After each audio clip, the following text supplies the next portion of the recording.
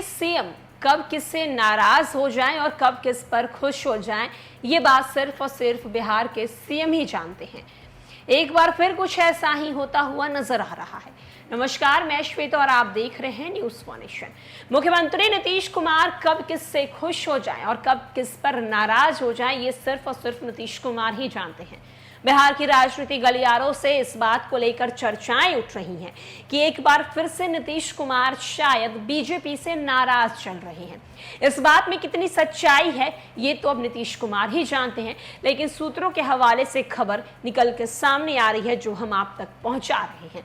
दरअसल बिहार के इन दिनों राजनीतिक गलियारों में चर्चाएं चल रही है कि नीतीश कुमार काफी ज्यादा बीजेपी से नाराज चल रहे हैं, लेकिन मुख्य कारण क्या है इस नाराजगी का, ये तो नीतीश कुमार ही बताने वाले हैं। बिहार के सीएम नीतीश कुमार कब किससे नाराज हो जाएं, ये कोई नहीं जानता। अलबत्ता वे अपनी नाराजगी का संकेत जरूर देते हैं। वे जब चुप्पी साध लेते हैं, लोग मान लेते हैं कि कुछ ना कुछ तो गड़बड़ है। उनकी नाराजगी भी किसी एक मुद्दे पर भले जाहिर होती है, लेकिन इसके लिए वे शिकायतों का पुलिंदा तैयार करके रखते हैं। उनका गुस्सा तब फूटता है जब उनके मन का ना हो या उनकी मर्जी के खिलाफ हो। नीतीश कुमार पिछले पखवाड़े भर से एक दो मौके पर छोड़कर सक्रिय भी नजर नहीं आए हैं। सार्वजनिक होते हुए तो कभी मीडिया से दूर ही रहते हैं। उनके साथ साय की तरह हरदम मंडराने वाले मंत्री विजय चौधरी और अशोक चौधरी भी साथ नहीं दिख रहे हैं। दोनों डिप्टी सीएम विजय कुमार सिन्हा, सम्राट चौधरी भी किनारे किनारे ही रह रहे हैं। नीतीश का ये रूप तब सामने आता है जब वे कुछ चौंकाने वाले कदम उठाने वाले होते हैं। दरअसल आपको बताते चले कि नीतीश के इस रूप का अलग अंदाज में आकलन किया जा रहा है। एक तरफ जहां एक तबका कह रहा है कि भाजपा से नीतीश कुमार की नाराजगी के रूप में देखा जा रहा है, नाराजगी के कारण भी गिना रहे हैं। लोग मानते हैं कि नीतीश इस बार भाजपा के साथ खुले मन से गए तो हैं, लेकिन भाजपा उनकी भावनाओं को समझ नहीं पा रही। बिहार को स्पेशल राज्य के दर्जे की उनकी मांग केंद्र सरकार ने सिरे से खारिज कर दी है।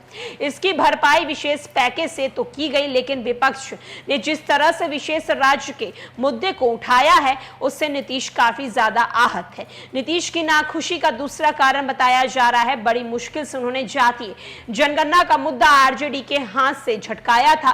केंद्र के इनकार के बाद राज्य सरकार ने तमाम बाधाओं को पार करते हुए 500 करोड़ के खर्च पे जातीय जनगणना करवाया था, लेकिन अब उसको लेकर भी नीतीश कुमार जिस तरीके से मामला कोर्ट में अटक गया है, उससे नाराज चल रहे हैं।